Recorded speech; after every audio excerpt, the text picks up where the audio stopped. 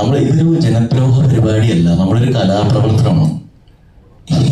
ഈ കലാപ്രവർത്തനത്തിലൂടെ നമ്മൾ മുമ്പിലോട്ട് വന്നു കഴിയുമ്പോൾ നിങ്ങൾക്ക് കലയെ വിമർശിക്കാം, കലാകാരനെ വിമർശിക്കാം, പക്ഷെ കലയിൽ ഇപ്പൊ ഈ പടം എന്ന് പറഞ്ഞാൽ UNA ആണ് നമ്മുടെ സർട്ടിഫിക്കേഷൻ 16+ ആണ്. ഇപ്പം ജീവ പറഞ്ഞതിൻ്റെ അകത്ത് വേപ്പിംഗ് കണ്ട് കുടിക്കുന്നത് ഇപ്പൊ പ്രേമത്തിലുണ്ടായിരുന്നു. ഒരുപാട് സ്ഥലത്ത് കുടിക്കുന്നു, ഭയങ്കരമായിട്ട് കുടിക്കുന്നു, നിങ്ങൾ ചെയ്യുന്നു.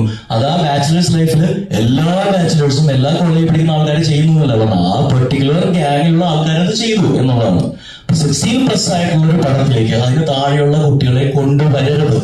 അത് പാരന്റ്സിന്റെ ഉത്തരവാദിത്തമാണ്. അതിന് വേണ്ടിയിട്ടാണ് സർട്ടിഫിക്കേഷൻ കൊടുക്കുന്നത്.